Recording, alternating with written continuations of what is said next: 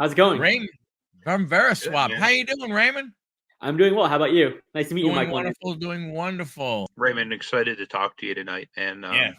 been toying around with the platform, and really just excited to pick your brain about it. And just actually, one thing that I was wondering is, what was your motivation behind actually starting Veriswap? Yeah, that's a good question. So basically, before I started Veriswap, I was trading sports cards full time for a couple years. Every weekend, I would go to shows across the country, in New York, Dallas, Florida, and basically trade cards. And my favorite part of like the shows was like the trade nights that happened after the main show ended. And it seemed like a lot of other people liked that as well, right? But the unfortunate part was like when you weren't at a show, if you didn't pay the couple $100s to get to the show, you couldn't actually trade. So Monday through Friday, I'd look forward to trade nights. Saturday, Sunday, I'd trade, and then the whole cycle would repeat over and over again, right? So I wanted to make a platform basically for myself, where I could basically trade when I wasn't at shows, and a way that I could guarantee where I wouldn't get scammed. And here we are. And that's what I really like about it is like the safetiness of it. I originally found out about you guys from Between Two Slabs with Dan and Merlin, and I really like the way that they put it is you guys are like a safety net. You know what I mean? Like, Michael and I could want to make a trade. We might have never met each other. It could just be a Facebook group. It could be Huddle Card Collection. It seems like a good, trustworthy card account, but you never know who one person is. You know what I mean? Could turn out to be a scammer, but beautiful thing with you guys is it's like actual somebody verifying, I guess thus the name, that it's a legitimate trade, that he's not trying to send me a fake card over or, stuff a box full of Austin Powers cards like we've seen done numerous times like in the hobby. So it's really cool that you guys have actually done something to do some policing of that. Or to your point, in a Facebook group, creating a fake account, saying you're trading, get a bogus, tracking number, wait for you to give a tracking number, then I give you the bogus tracking number, and then I just delete that account and I'm done and everything. So it's really cool. I mean, it definitely is an awesome thing, Raymond. I appreciate it. Yeah, I think in addition to basically preventing scams and bad actors, I think there's also like a lot of gray area in trading that causes potential friction between the two parties. So I don't know if you guys like hang out on the Facebook groups, but sometimes it's like a package gets lost, right? But like one party, didn't insure it. One party claims that the other party should have insured it, right? There's kind of like that gray area of like who's responsible. Our goal is to kind of like eliminate that gray area. In addition to scamming, the responsibility relies on Veriswap when a transaction is on Veriswap, given that you kind of adhere to our terms and conditions. Oh, wow. That's really cool that you guys like stand behind it and everything. I mean, I don't know if you can even say this, but like, have you guys ever like gotten anything that was like egregious, like to where this is definitely not the card that was presented like on the website? Hey, Dusty. Yes. So there have been a few instances of fake PSA slabs, in which case we'll send, if we think a slab is suspicious, we'll send a photo to PSA, kind of verify, see if there's if that suspicion is indeed true. Just the other day, someone had tried to send a few 2020 Spectra color blasts that were clearly reprints. Like I saw them. They had like a refractor shine to them, and I've seen my fair share of color blasts, and I know they don't look like that, right? So some people, they'll try to send fake raw cards, but I think in general, right, like our user pool is pretty good, because any bad actor knows that whatever trade they do will get caught, right? So it deters people from even trying. And not only that, right, because there is a fee involved with pushing a transaction through, those scammers will likely feel like they're risking their own money in order for even a chance at pulling those scams off. Yeah, that makes a lot of sense. What exactly is the fee breakdown, like for anybody that's not used the platform yet? Yeah, so it's 1.5% of the total trade value of both sides. So Anthony, say for example, I have a $500 card, you have a $500 card. Both of us is going to pay $15 each. Okay. So now, Makes sense. so basically, Anthony and I, so first things first, I want everybody to know that, and we have a pinned comment, to the, to the website and everything. So go ahead, check it out. So basically, what he's saying is Anthony and I make a trade. We're on the system. We send our cards in to you. Your team, I get whatever you noticed that that you both received them, right? So I'm assuming you're looking at tracking numbers and order numbers and so on and so forth. And then you match up the two, and then what kind of a process happens once you get the cards in your hand? Yeah. So the main thing is that we take a look to see if the serial numbers on the slabs match with the images of what either side is supposed to send in, right? To make sure that there's no missing cards. We will take a look to see if there's any damage on the slabs. We do not verify authenticity. So meaning that when users trade raw cards, they agree that that that Veriswap is not responsible for authenticity. Now, if particular users they ask for us to take a closer look, perhaps we'll take a closer look, but we do not guarantee authenticity of raw cards on our platform. In terms of grades, I tell users to assume that raw cards will typically grade an 8 or below. Typically assume that if a card is raw, it's raw for a reason. And personally, when I buy a raw card, I don't expect it to go for a 9 or a 10. Right. So when the cards come into your facility, obviously they get handed to one of your guys or girls. They basically just confirm. Then they just pack them up and bring them to the mailroom. Correct. That's pretty simple. Pretty That's simple. cool. And I mean, and there's not a lot of wow. Yeah, that's pretty cool. That's nice and simple. I mean, it takes, but I mean, the trade part, like you said, when you can't be there in person and physically trade, I think just the oh my gosh, you take the what if or what, well, you can't take all the what if away, but at least you take that initial, hey, I don't want to trade with this person because, right? Because the cards have to go to someplace else. They have to get verified. So Anthony and I do a trade. My card, Anthony's card gets there. My card doesn't. Whether I was trying to scam or if it just doesn't make it, is there a time frame that you have that where to receive the cards? Yeah. So per our terms and conditions, users are required to ship in 48 hours, 48 business hours, right? So Sunday doesn't count. And in order to kind of motivate that neither side flakes on the deal, we do charge a penalty of $150 or 10% of the total trade value, depending on which side is bigger, to make sure that people don't flake and that people actually follow through with their deals. Nice. Very nice. Very nice. Wow. One question I kind of had, I was going through the discovery page, seeing a lot of the newer stuff that was coming on, and a thought that popped in my mind, has there been a card that hit the platform that you're just wow, this card is on my platform, that just it was maybe a grail card or a card that maybe you've always wanted, or just to see some random person pop on, Joe user 123, and he just starts uploading just insane cards. Was there a specific one that stood out to you? Yeah.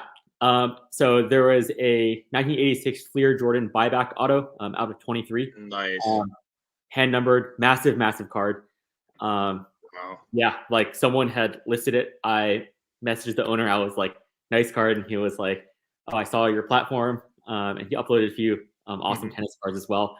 But it was interesting because I'd never, I'm pretty deeply involved in this space. I know all the big collectors, and I didn't know this guy. It's cool to kind of see these really, really cool cards just come out of the woodwork. And this is one of the coolest cards I've seen on the platform. Yeah. Do you have any goals? Well, obviously you have goals, but is there anything specific you can share at this time that you'd like to see Veriswap grow or kind of add to the platform in the coming year or two? Yeah, a lot of different. I don't really know where to start, but happy to share any plans. So near term, we want to expand to Pokemon and TCG. Personally, I actually got into cards by collecting Pokemon cards. So, Nice. I love Pokemon, and that's kind of like an area where I think business-wise also has a lot of opportunity. We also want to expand internationally. So last weekend, I was at the Sports Card Expo in Toronto, and we are working with a lot of partners in these international countries to create local shipping hubs. So that, say, for That example, would be you're awesome. Canadian, you don't have to ship across the border to the States. You can just ship to, say, like, Slab Sharks in Toronto, right? Yeah. So we want to test it with Canada and then replicate it across all these other countries, such as Philippines, Australia, Germany, England. There's a lot of like areas we can expand. And then even farther down the line, we want to expand to other categories. Like a lot of card collectors collect watches, right? A lot of card collectors collect memorabilia, right? So we want to basically allow any asset to be traded for any asset on our platform in the long run. That's kind of my long-term vision. That's really, really cool. So just curious, you said you want to bring on, TCG, Pokemon, stuff like that. Was there a reason why, they were not brought on at the beginning? I mean, I just, trading card is a trading card from just verifying, stuff like that. Or, was there any reason why, not to bring them on in the beginning? I think initially we wanted to make sure that our product served sports card collectors very well. And plus, like, I came from the sports card world. I kind of know how the collectors and like dealers operate. So it was kind of like best to make the product with the sports card collector in mind. And then, kind of like then once the sports card collectors are comfortable with it, kind of like, introducing it to a completely new subset of card collectors. But then one thing I was kind of surprised by was like once I started making a push for Pokemon cards to be listed on the platform, how many sports cards actually had Pokemon cards hidden in their inventories. Like they were like shy to list them for some reason, or like just like like never got around to doing it because I guess they just assumed that Veriswap was a sports card collecting platform. But like that was like one thing that I didn't realize, right? That a lot of sports card collectors actually have a strong mix of Pokemon cards. They just haven't listed them yet. Is there any specific type of card that you guys aren't going to allow on the platform, or anything that I guess like I'm thinking like the star cards that are very hard to know if they were actually printed by Star, like anything like that, or like I guess inappropriate type stuff. Like, is there anything that you deem like I guess too risque for the platform? We never actually thought about that super in depth. I would say that the one thing that we definitely don't allow and that like we've personally blocked is custom cards. Sometimes people will make custom cards, whether that's like for love of the hobby or like deceptively, they'll list them on Veriswap and they'll try to trade them away, right? Like the other day, we canceled a trade of a Babe Ruth cut auto that someone had made and then placed in like an eBay authentic like plastic bag, right? Oh wow. That was obviously something that is not okay. Even if the cut auto is real, right? There's a lot of like gray area. It's deceptive, so we stay away from customs for sure. For sure. I've seen even recently, like there's people that are uploading like even boxes now and stuff like that. I know I saw in an episode of Between Two Slabs, like people were uploading all kinds of stuff, like even raw cards before they were supposed to and stuff like that. Do you still find that you have a lot of people that are just so eager to get some of their stuff on platform that they're just trying to upload all kinds of stuff? Yeah, and we actually encourage that. Like I think like uploading things that are outside of our typical typical thing that we allow kind of gives us guidance into like how to build the product. I think that's actually it's helpful for us to determine like what direction we want to take the product. We actually plan on adding wax. A lot of collectors, they collect wax. We just haven't gotten around to doing it. People have also uploaded Teslas, Rolex watches, speakers on there. There's like a mix of there's a mix of everything. I've seen Panini points as well. Oh, nice. A lot of that kind of stuff. I'm gonna have to really put some big cards on there to work up to that Tesla. Yeah, we even did a promo video on it. If you scroll back, your buddy Dom had a question. Would like the uncensored Billy Ripken FF card be allowed to be on your site? That's an interesting question. Yes. So I'm not sure if PSA actually grades that card, but basically, like any official card, whether it's raw or graded, can be listed as long as it's not a counterfeit.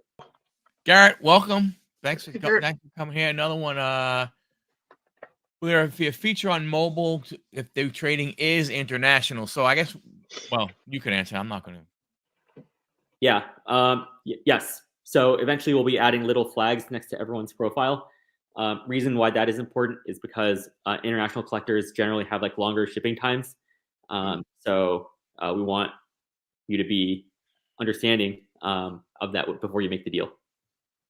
So so right now, is it just US or is Canada involved? Canada's involved. To be honest, you can make an account anywhere in the world on the website. Just that the app is not available. Gotcha. And most of our users are on the app. But we have traders from Australia who are on the web version. It's pretty interesting to kind of see people all across the world. But we're officially launching in Australia and like these other countries probably sometime next month. Have you ever seen anybody like try to hack you guys with like a VPN, like kind of like Netflix, to where they try to change it to say, "Hey, I'm in this part of the world now," or something like that, to be able to use you? That's interesting. So the basically like it's not possible because of the way like the iPhone store, the Apple store is set up. It's like device dependent, so depending on where you get it, like it's kind of locked.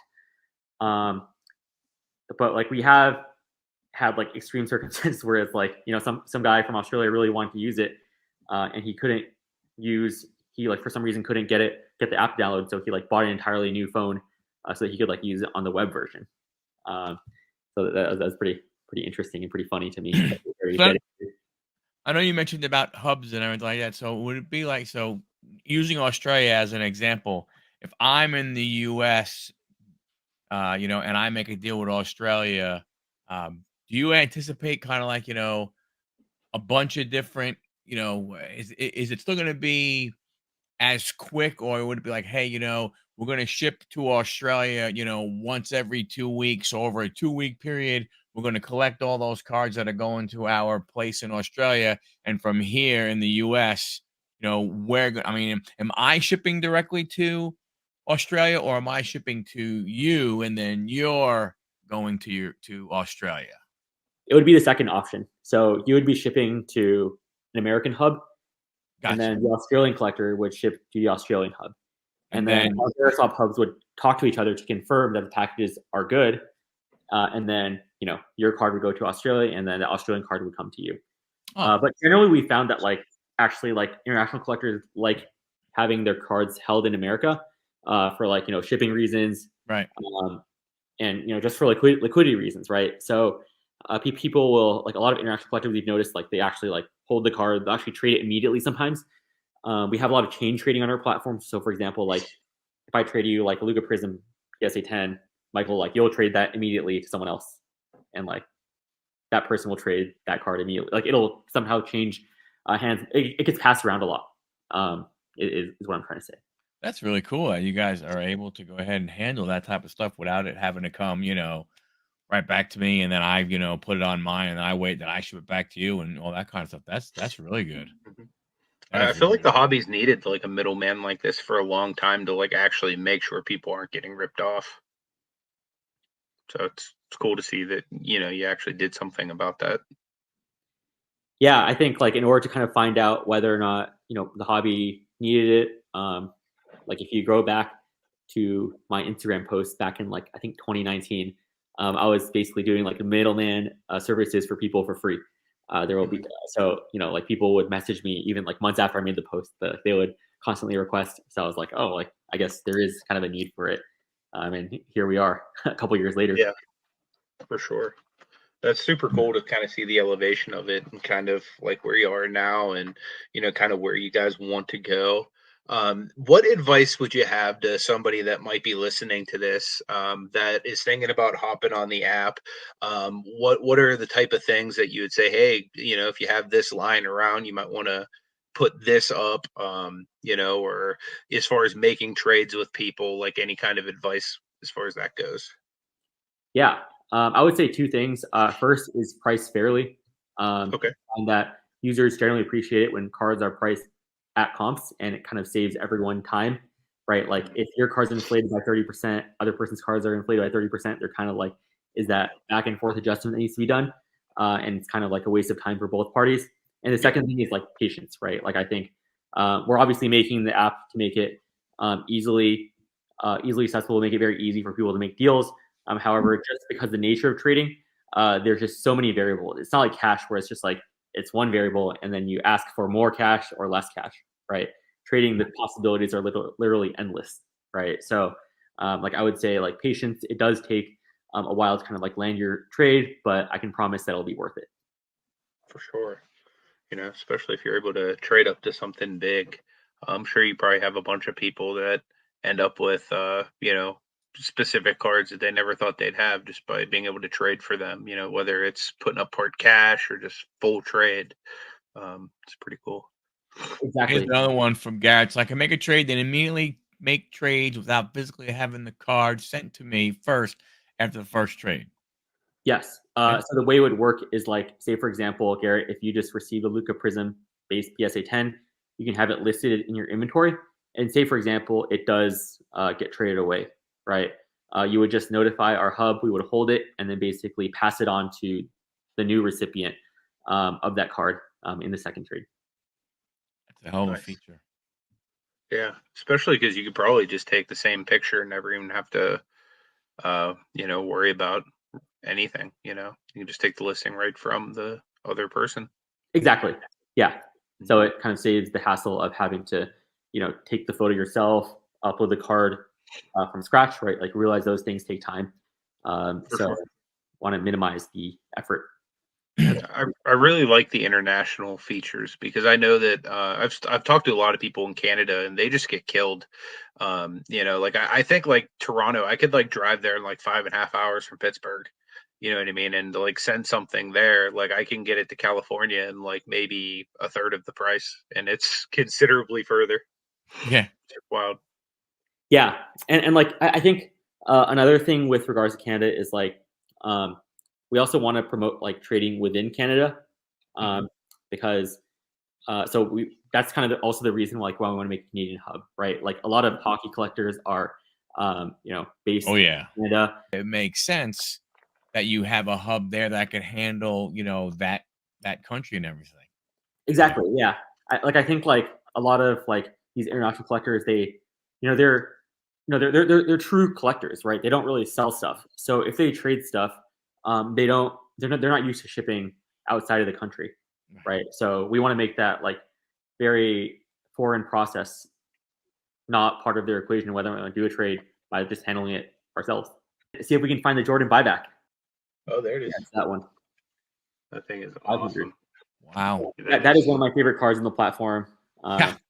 Like that is like that is like a whale. Like it's hard to find.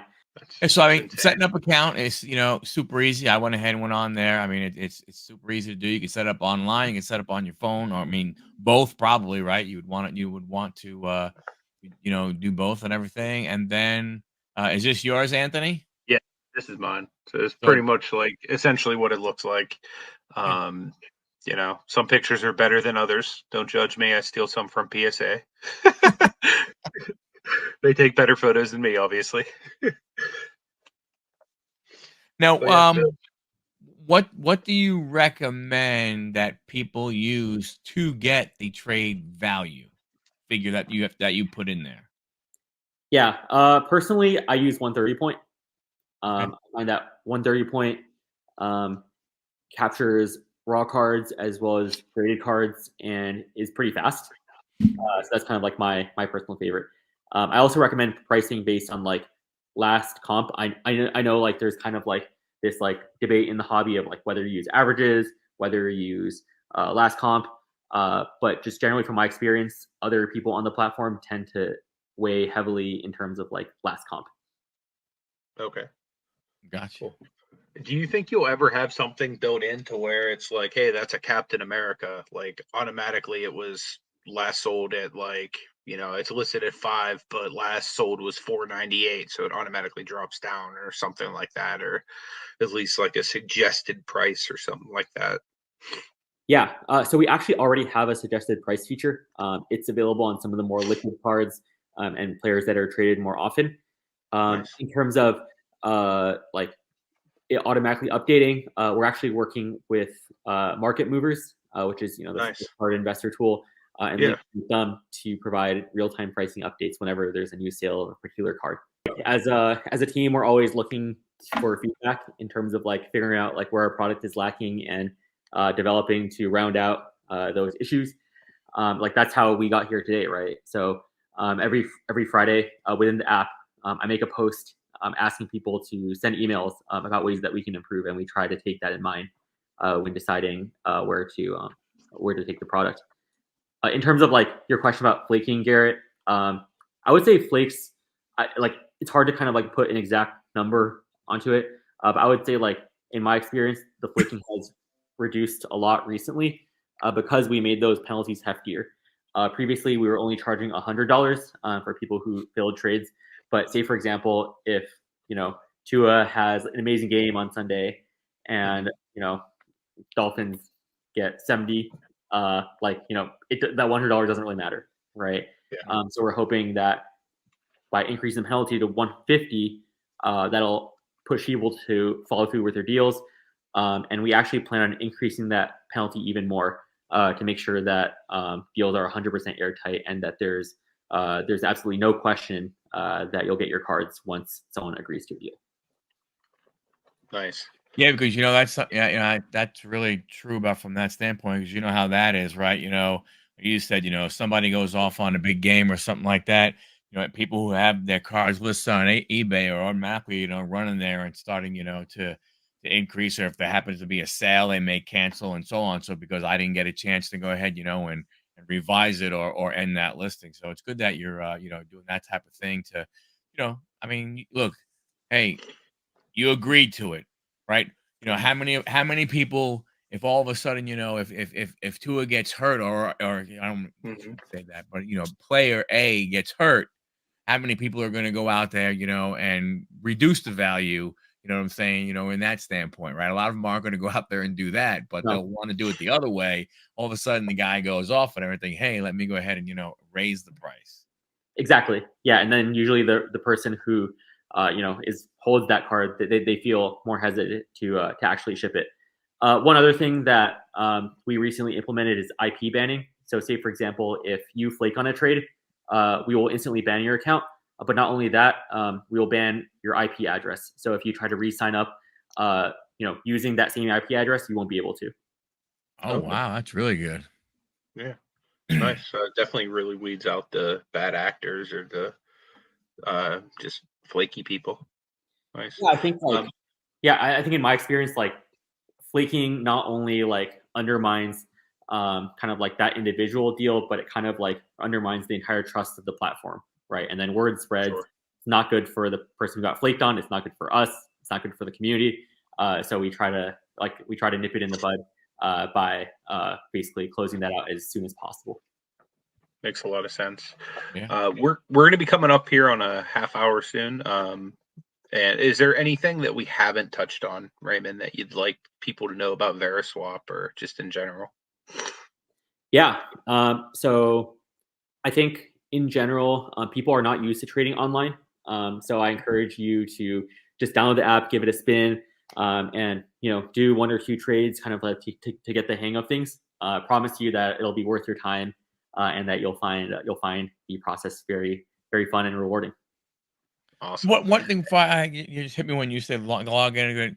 Do you find I don't want to call it a sweet spot, but you know what I mean, like that dollar range where a lot of people seem to like really comfortable and don't have a problem jumping in trading right away, versus then listing the. I mean, don't get me wrong. The person who owns a $500,000 card, they're like, look, I'll gladly go ahead. I mean, they're in a different stratosphere. I'm talking about the normal, the me and the Anthonys and like a lot of the people, from that standpoint. Is there like a sweet spot that you see a lot of action occurring in? I would say just any cards that are over the range of $100. Main reason is that you do need to pay for shipping, and like we require users to ship priority to cover for insurance, right? So that $15 shipping needs to be worth it for the cards to actually be worth the shipping. Right. Yeah. It's sense. Hard to ship a $50 card for $15, and yeah. We've seen it happen actually. I look at the trades and I'm like kind of stumped. But some people will trade $15 card and pay that same amount in shipping. And I guess a standpoint of it is hey, if two people agree to a trade, I mean, if they're willing to pay the price, okay, well, just thank you very much. I'm going to go ahead and collect my fee, and here you go. You got yours. Back and forth and everything. Exactly. Gary had no question. Are users able to block other users? Yes. You can basically do that within the messaging interface. You click into the 3 dots. You can block the user. There you go. Nice. There you go. Is there any way to share out your profile before you've made a trade or a sale or whatnot? Or is that only once you've made it becomes like public for other people to see? What do you mean by share profile? So mine basically just says my profile and it has like a generic name. And like when I first signed up, it said you need to make your first trade before you get to like customize it or whatever. So I don't know if maybe that's been changed since then, but I still just have like the plain basic one. Like if I wanted to like drop a link to it in the chat and be like, hey, whoever wants to trade cards with me, come to this specific link. Is there a way to do that before you make your first deal? Yes, you can do it in the app, but we have not built that out on the website yet. Okay, cool. Yeah, I mean, I probably would use it more on the app anyway, so that makes a lot of sense. Any last second things that you would like to share, Raymond, before we let you go? One thing I'd like to reiterate is that we're always open for feedback. Whether you've done 1 trade or you've done 100 trades, your opinion is really valuable to us. So recommend that you reach out at our support email, support@veriswap.com, or you can message us on Instagram on the Veriswap account. We'll take every piece of feedback into consideration and then use that to kind of guide the direction of how we want to improve the app. Awesome. Thank you very much, man. Yeah. I appreciate you giving us the opportunity to talk with you. You were very awesome, when we reached out, and I'm just excited to see what happens with Veriswap, and I'm excited to actually get some deals done. So guys, if you want to make some deals, come find me on there. I got a bunch of stuff listed. Yeah. Yep.